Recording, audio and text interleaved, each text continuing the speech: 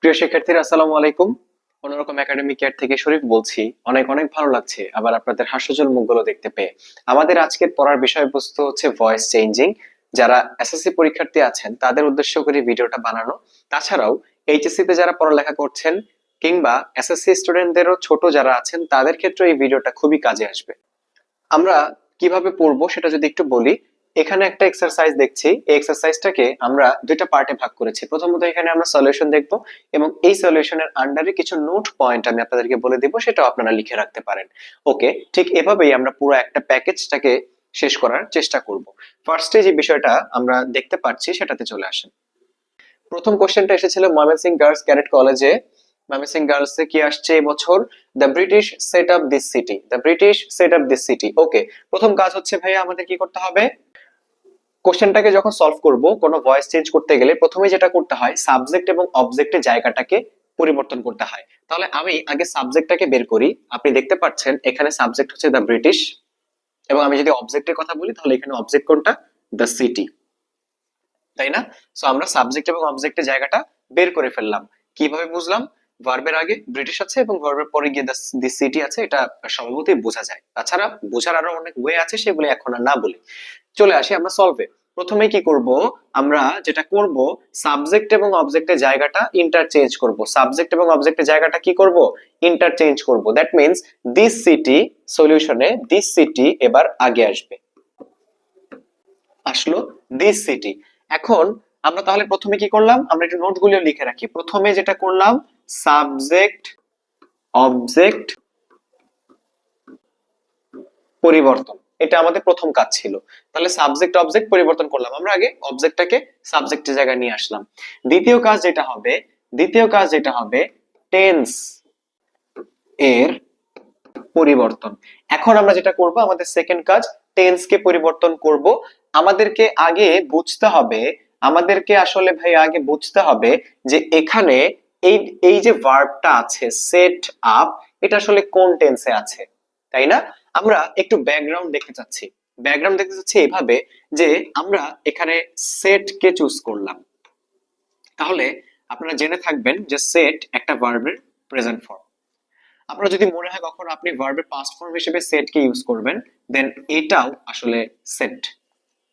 আপনার যদি কখনো মনে হয় যে না আমি পাস্ট পার্টিসিপল ফর্মে রাখবো, তাহলেও আসলে এটা সেট। তার মানে সেট এমন একটা ভার্ব যার তিনটা ফর্মই সেম থাকে।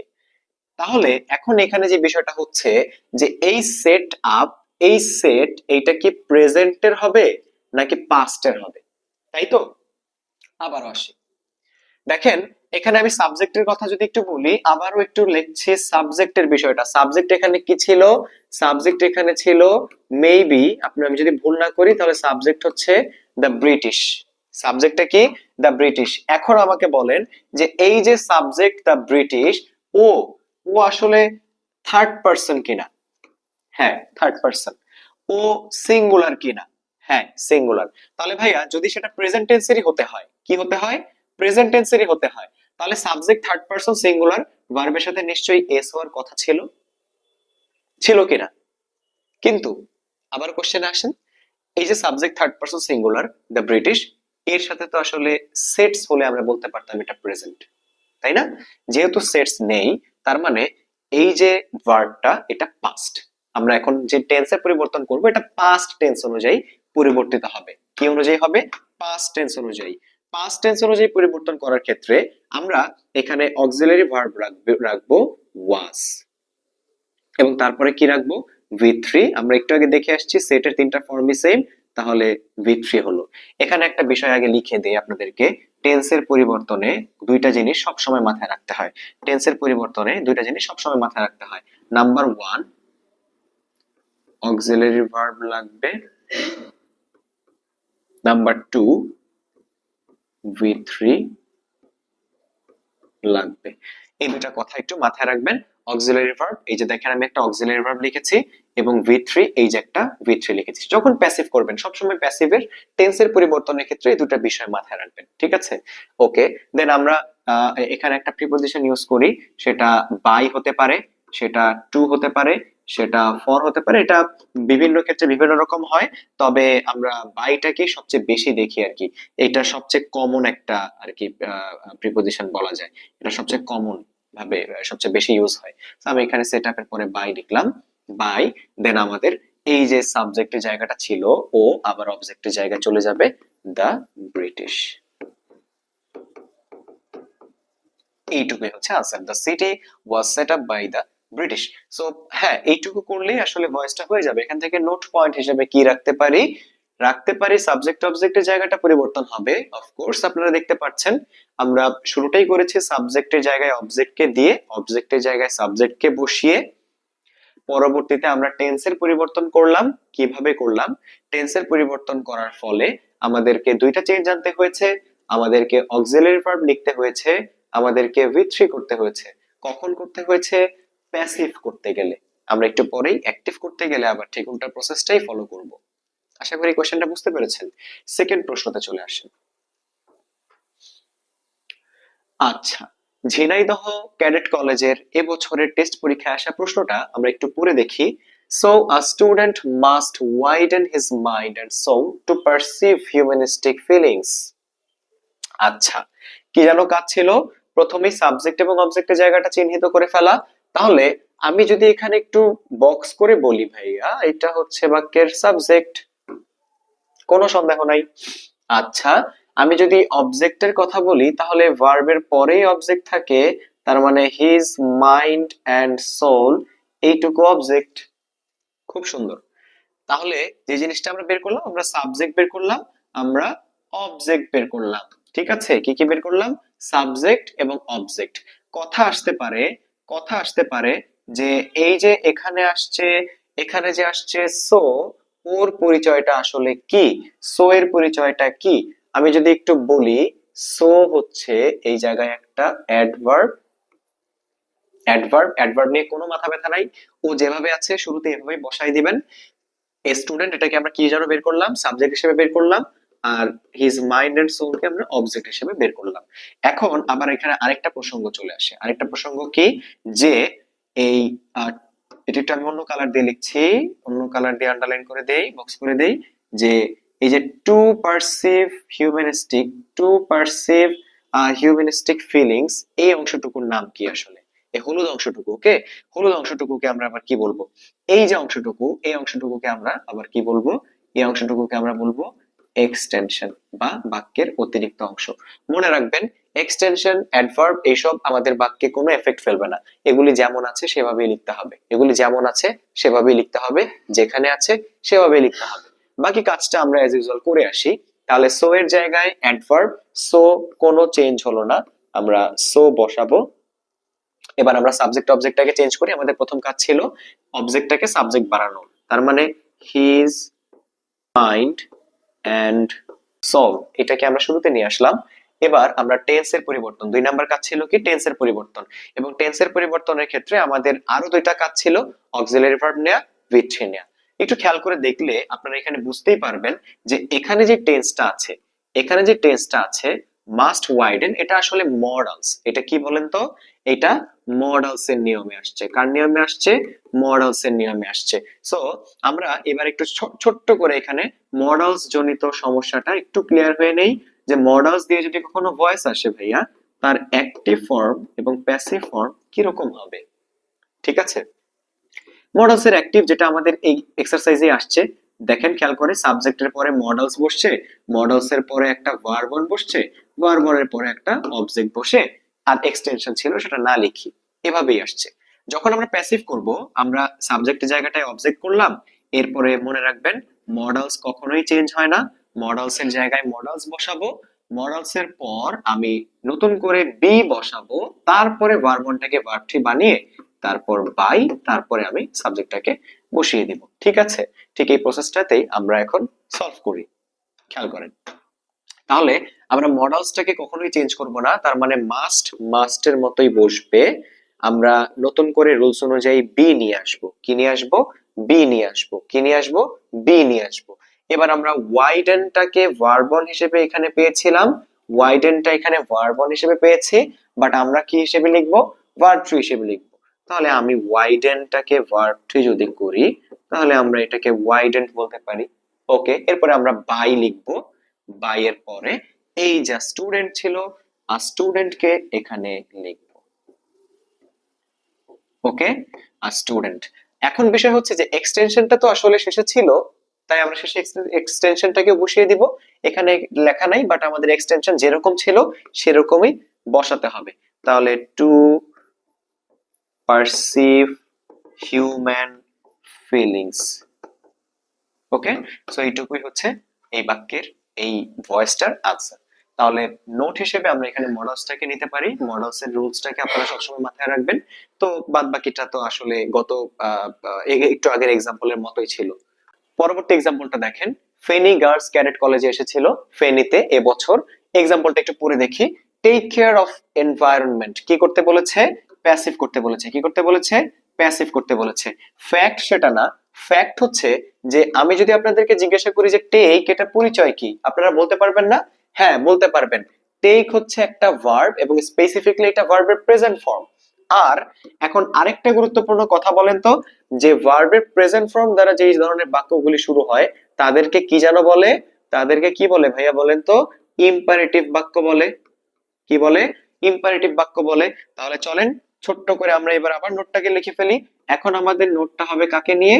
ইম্পারেটিভ বাক্য যদি আসে কখনো তাকে নিয়ে আমরা ভয়েস কিভাবে করব। মনে রাখবেন ইম্পারেটিভ বাক্য অনেক ভাবে শুরু হতে পারে, তবে এসএসসি পরীক্ষার জন্য ভার্বন দ্বারাই বেশি আসে। আমি সেটাই দেখাচ্ছি। যদি ভার্বন দ্বারা বাক্য শুরু হয় তার অ্যাক্টিভ কি হবে, প্যাসিভ কি হবে। এই যে অ্যাক্টিভ এখানে যেরকম আছে সেরকম হয়, যে ভার্বন প্লাস অবজেক্ট প্লাস আদার্স মানে এক্সটেনশন থাকতে পারে। এখন এটাকে প্যাসিভ যখন করব তখনই আমাদেরকে লেটের সাহায্য নিতে হবে। কার সাহায্য নিতে হবে? লেটের সাহায্য নিতে হবে। তাহলে লেটের পরে আমি এখানে অবজেক্ট লিখব, লেটের পরে অবজেক্ট লিখব, তারপরে বি লিখব, বি এর পর V3। ব্যাস এতটুকু করে দেন এক্সটেনশন যদি থাকে বসায় দেন, কোনো অসুবিধা নেই। ঠিক আছে, তো আমরা এইভাবে সলভটা করে ফেলি। একটু দেখেন তো সলভটা কিভাবে হবে। ভার্বন যারা যুক্ত ইম্পারেটিভ বাক্য, তাহলে আমরা প্যাসিভ করার সময় লেট নিয়ে আসব, লেট নিয়ে আসব। লেটের পরে আমাদের কি লিখতে হবে? অবজেক্ট লিখতে হবে। এখানে অবজেক্ট কোনটা? এই যে প্রিপজিশনের পরে যে আছে। অফ একটা প্রিপজিশন না, তাহলে প্রিপজিশনের পরে যে থাকবে সেই তো নরমালি অবজেক্ট হয়, তাই তো? তার মানে লেট এনভায়রনমেন্ট, লেট এনভায়রনমেন্ট, এরপরে রুলস অনুযায়ী বি লিখতে হবে। তাহলে আমরা নিয়ে আসব বি, এরপরে V3 লিখতে হয়। এইটা হচ্ছে V1, টেক থেকে V3 যদি আমরা করি তাহলে সেটা হয়ে যায় টেকেন, টেকেন। এবার এক্সটেনশন বলতে যতটুকু অংশ বাদ ছিল আপনি খেয়াল করে দেখেন, এইটুকু অংশ লেখা বাদ ছিল, তাহলে কেয়ার অফ লিখে দেই এখানে। ব্যাস তাহলেই আমাদের আনসারটা হয়ে যাবে, let environment be taken care of. Feni girls cadet কলেজে আসা কোশ্চেন, খুব সুন্দর একটা কোশ্চেন। মনে রাখবেন এখান থেকে নোট পয়েন্ট কি, ইম্পারেটিভ বাক্যের ন্যারেশন, সরি ইম্পারেটিভ বাক্যের ভয়েস চেঞ্জ আসলে কিভাবে করতে হয়। আশা করি আপনারা বুঝতে পেরেছেন। পরবর্তী এক্সাম্পলটা দেখি। মির্জাপুর ক্যাডেট কলেজে এসেছিল মির্জাপুরে এবছর। কোশ্চেনটা একটু পড়ে দেখতে হবে। The unkind people are not touched by their miseries. Okay, সুন্দর একটা সেন্টেন্স, বাট এখানে একটু ফোকাস হন যে আমাদেরকে এখানে কি করতে বলেছে টিচার? অ্যাক্টিভ করতে বলেছে। একটু আগের এক্সাম্পল গুলিতে কিন্তু আমরা প্যাসিভ করে আসছি, আমরা কি করে আসছি? প্যাসিভ দিয়ে এতক্ষণ করে আসছি। এখন আমাদের অ্যাক্টিভ করতে হবে। খুবই সোজা, খুবই সোজা। অ্যাক্টিভ থেকে প্যাসিভ যদি করতে পারেন, প্যাসিভ থেকে অ্যাক্টিভ ইজিলি করতে পারবেন। জাস্ট আপনাকে যেটা করতে হবে, যেই যেই প্রসেসগুলি অ্যাক্টিভের থেকে প্যাসিভের জন্য করতেন তার উল্টা প্রসেসগুলি এখন করে ফেলবেন, তাহলেই হয়ে যাবে। কি করতাম আমরা? আমরা সাবজেক্টের জায়গায় অবজেক্টকে পাঠাতাম, অবজেক্টের জায়গায় সাবজেক্টকে নিয়ে আসতাম, এবং আমরা বাই যুক্ত কিছু একটা পেতাম। By me, by him, by a student, right? So আমাদের একটু বাই কে খুঁজে দেখতে হবে এখানে বাই আছে কিনা। হ্যাঁ, এখানে বাই আছে। এখানে কি আছে? বাই আছে। তাহলে বাই কোথায় আছে? বাই হচ্ছে ঠিক এই জায়গাটাতে আছে। তাহলে বাই এর পরে এখানে যে বিষয়টা, বাই এর পরে যে দা মিজার দেয়ার মিজারিস আছে, এইটাকে আমরা এবার সামনে নিয়ে আসব। আর শেষে চলে যাবে এই পার্টটুকু, তাই তো? শুরুতে যা আনকাইন্ড পিপল আছে এটা আবার শেষে চলে যাবে, রাইট? আমরা সেটা করে দেখি কি হয়। তাহলে আমরা যেটা করব, আমরা শুরুতে তাহলে নোট পয়েন্ট গুলো একটু লিখে রাখি। নোট পয়েন্ট হচ্ছে বাই যুক্ত অংশ খুঁজবো, বাই যুক্ত অংশ এটা কি করব, এটা প্রথমে আনবো, বাই যুক্ত অংশ প্রথমে আনবো। আচ্ছা ঠিক আছে, তো আমরা এখানে যেটা করব, আমরা বাই এর পরে ছিল দেয়ার মেজারিস, এটাকে শুরুতে লিখলাম। ওকে, সো দেয়ার মেজারিস লিখলাম। এবার আমাদের যেটা কাজ, সেকেন্ড কাজ, বাই যুক্ত অংশকে প্রথমে নিয়ে আসছি। এখন আমাদের কাজ হচ্ছে টেন্সটাকে আবার রিভার্স করে দেয়া, মানে টেন্সের কাজ করা। ভয়েস করার সময় একটু আগে অ্যাক্টিভ থেকে প্যাসিভ করার সময় বলেছিলাম, টেন্সের ক্ষেত্রে দুটা জিনিস মাথায় রাখবেন, অক্সিলারি ভার্ব লাগবে আর V3 লাগবে। দেখেন এটা লেখা আছে, কোথায় লেখা আছে, এই যে এই যে অক্সিলারি ভার্ব লাগবে টেন্সের পরিবর্তনে, অক্সিলারি ভার্ব লাগবে, V3 লাগবে। কি কি লাগবে? অক্সিলারি ভার্ব লাগবে, V3 লাগবে। তাহলে এখন আমরা যদি অ্যাক্টিভ থেকে প্যাসিভ করার সময় অক্সিলারি ভার্ব এবং V3 নিয়ে আসি, তাহলে প্যাসিভ থেকে যখন অ্যাক্টিভ করব তখন অক্সিলারি ভার্ব বাদ দিব, V3 বাদ দিব, রাইট? খুবই সোজা বিষয়। তাহলে আমরা সেই কাজটা একটু করে দেখি তো। আমরা এখন কি করব, অক্সিলারি ভার্বকে বাদ দিব, তার মানে এই আর কে বাদ দিব, আর কে বাদ দিয়ে দিব। দেন আমরা এই যে V3 হিসেবে যে এখানে ছিল টাচড, এই যে টাচড, এটা V3 হিসেবে ছিল না, এটাকে আমি আমার টেন্স অনুযায়ী কনভার্ট করে নিব। আর আপনারা টেন্স যদি পারেন তাহলে এমনিই বুঝতে পারছেন যে প্রেজেন্ট ইনডিফিনিট টেন্সের অ্যাক্টিভে যাচ্ছি, এটা কিন্তু প্রেজেন্ট ইনডিফিনিটের অ্যাক্টিভ, তাহলে সাবজেক্টের পরে শুধুমাত্র ভার্বের প্রেজেন্ট ফর্মই হবে, রাইট? কিন্তু সমস্যা হচ্ছে ভাই এখানে একটা নট আছে। কি আছে? নট আছে। তো আমি যদি সরাসরি এখানে টাচ লিখে দিয়ে চলে আসি, টাচ, আমি অক্সিলারি ভার্ব বাদ দিয়ে দিলাম, V3 থেকে V1 নিয়ে নিলাম, টাচ, বাট আমার নেগেটিভ ফর্মটা আসলে কই যাবে, তাই না? আমি তো এখানে আসলে এইভাবে আমি তো নট টাচ বলতে পারি না, দেয়ার মেজার ইজ নট টাচ বলতে পারি না। তাহলে কি করতে হবে, এখন আমাদের সেকেন্ড নোট হচ্ছে প্রেজেন্ট ইনডিফিনিটের যদি কখনো নেগেটিভ ফর্ম লিখতে হয়, তাহলে আমরা অ্যাক্টিভে কি করি, প্যাসিভে কি করি। দেখেন আমরা অ্যাক্টিভে কি করি, অলরেডি প্রশ্নই দেওয়া আছে। আমরা প্যাসিভে কি করি, এটা অলরেডি প্রশ্নই দেওয়া আছে। আমরা যখন প্রেজেন্ট ইনডিফিনিটের নেগেটিভ ফর্মটাকে দেখতে যাব, তখন অ্যাক্টিভ এবং প্যাসিভের দুইটা নিয়ম চলে আসবে। প্যাসিভের বিষয়টা এখানেই দেওয়া আছে, খেয়াল করে দেখেন, এখানে টিচার কি দিয়ে দিয়েছে, auxiliary plus not plus V3 দিয়ে দিয়েছে। কিন্তু আপনি যখন অ্যাক্টিভে এটাকে নেগেটিভ করবেন, তখন আসলে হেল্প নিতে হবে ডোন্ট অথবা ডাজেন্ট প্লাস V1 এর। ওকে, তার মানে এখানে আমরা নট লিখবো না, আমরা এখানে নট লিখবো না, নট না লিখে আমরা এখানে কি লিখবো, আমরা এখানে লিখবো ডু নট বা ডোন্ট। তাহলে their measure is do not touch। এবার আমরা কি করব, আমাদের কতটুকু কাজ হয়ে গেল, ভার্বের কাজটাও শেষ। তা জাস্ট আমরা এবার শুরুতে যে সাবজেক্টের জায়গাটা ছিল ওকে আমরা শেষে পাঠিয়ে দিব। তাহলে কি দাঁড়ায়, দ্য আনকাইন্ড। তাহলে এটা আনসার কি, their measure is do not touch the unkind man। আশা করি আপনারা বুঝতে পেরেছেন। এখান থেকে খুব ইম্পর্টেন্ট নোট হচ্ছে আপনাদের বাইযুক্ত অংশটাকে খুঁজে বের করতে হবে, দেন এটাকে ফার্স্টে নিয়ে যাব, এবং যদি কখনো নেগেটিভ ফর্ম ইউজ করতে প্রয়োজন হয় তাহলে ঠিক এইভাবে আপনারা ইউজ করতে পারেন। ঠিক আছে, পরবর্তী প্রশ্নটা দেখে ফেলি। এই কোশ্চেনটা ময়মনসিংহ গার্লস ক্যাডেট কলেজে এসেছিল এবং কোশ্চেনটা খুবই সুন্দর, এখানেও অ্যাক্টিভ করতে বলেছে, একটু খেয়াল করে দেখেন, এটাও আমরা অ্যাক্টিভ করব। সো এবার সমস্যাটা হয়েছে কি, যে অ্যাক্টিভ করতে গেলে তো আমরা আসলে প্যাসিভ থেকে অ্যাক্টিভ করতে গেলে কি করব জানো, বাই যুক্ত অংশটাকে প্রথমে নিয়ে আসব। এখন সমস্যা হচ্ছে এখানে তো বাই যুক্ত অংশ নেই, যদি না থাকে সেক্ষেত্রে যেটা করতে হবে, বাই যুক্ত অংশ নিজের মতো ধরে নিতে হবে। তার মানে এখন যে বিষয়টা আমরা লিখতে পারি যে বাই না থাকলে, বাই না থাকলে ধরে নিতে হবে, বাই না থাকলে কি করব, ধরে নিব। ভালো কথা।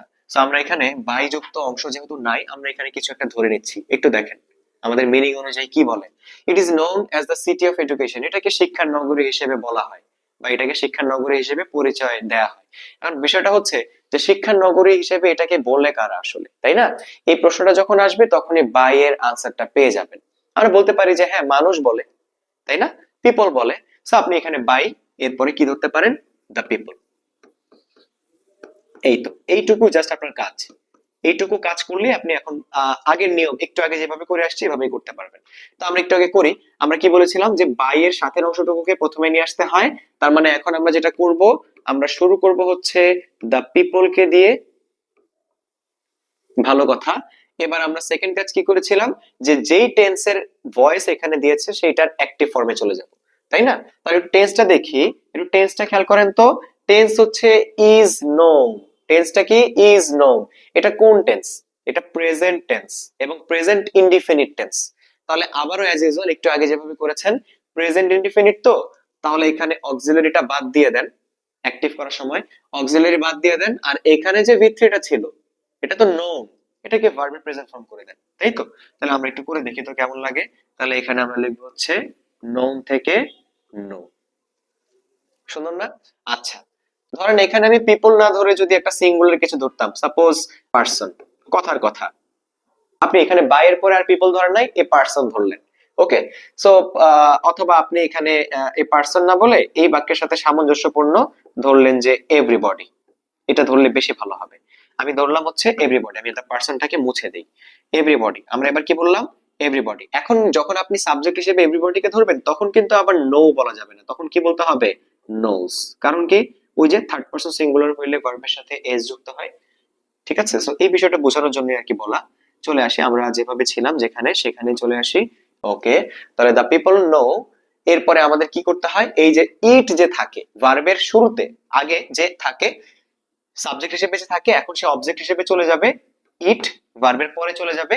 একটু আগে ছিল ভার্বের আগে, এখন আমরা ভয়েস করার সময় অ্যাক্টিভে ভার্বের পরে দিয়ে দিলাম। আচ্ছা, কাজ এখানে শেষ। দা পিপল নো ইট অথবা পিপল নো ইট, কতটুকু লিখি নাই? As the city of education, হুবহু এটা উঠায় দেন, কি লিখে দিবেন? As the city of education. ঠিক এইটুকু করলেই হবে, ঠিক এইটুকু করলেই হবে। সো এই জায়গার নোটটা আসলে একটাই, যে বাই যদি কখনো না থাকে তাহলে ধরে নিতে হবে, বাই না থাকলে ধরে নিতে হবে। পরবর্তী কোশ্চেনটা দেখি। The European Space Agency is planning to construct a moon base by 2050. এটাকে কি করতে বলেছে?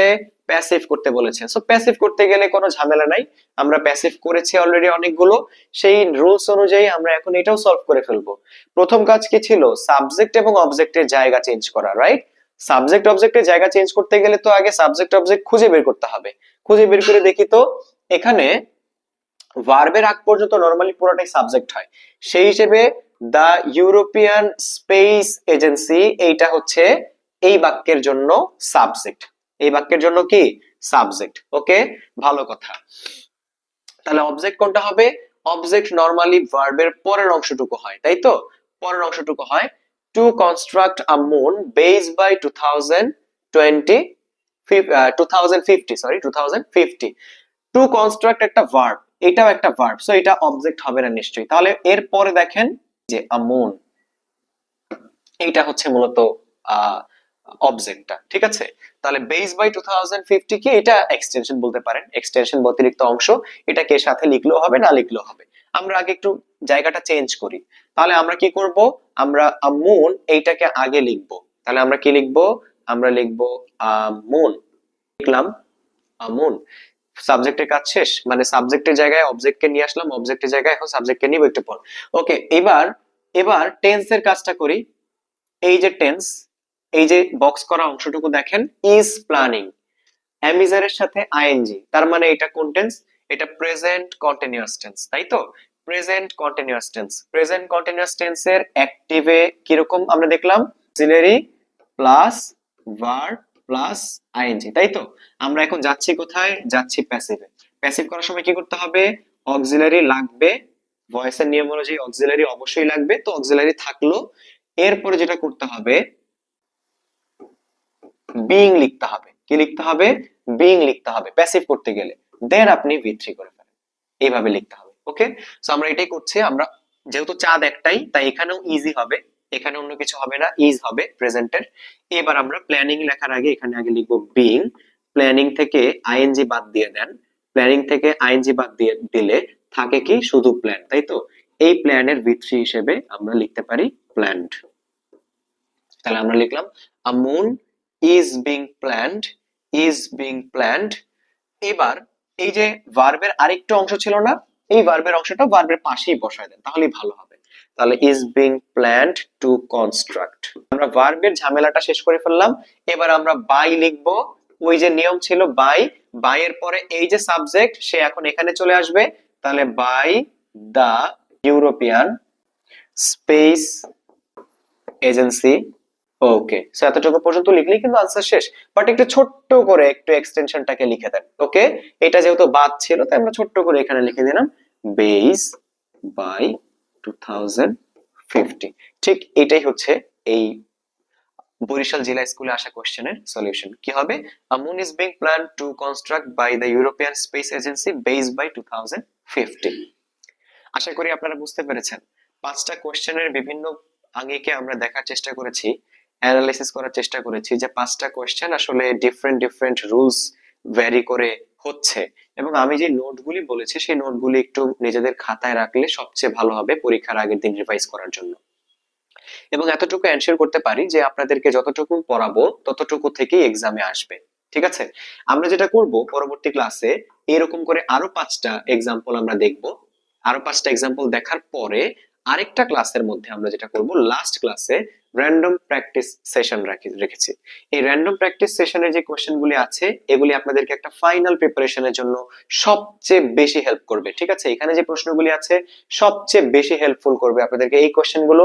এগুলি আমরা একটা ক্লাসে সলভ করব এবং মাঝখানে আমরা আরেকদিন ছোট্ট আরেকটা ক্লাসে বাকি এক্সাম্পল গুলিও আমরা এইভাবে নোট আকারে আপনাদেরকে সলিউশন করিয়ে দিব। 3টা শর্ট ভিডিওর মাধ্যমে ভয়েস থেকে 2টা নাম্বার আপনারা ইনশাআল্লাহ কমন পেতে যাচ্ছেন।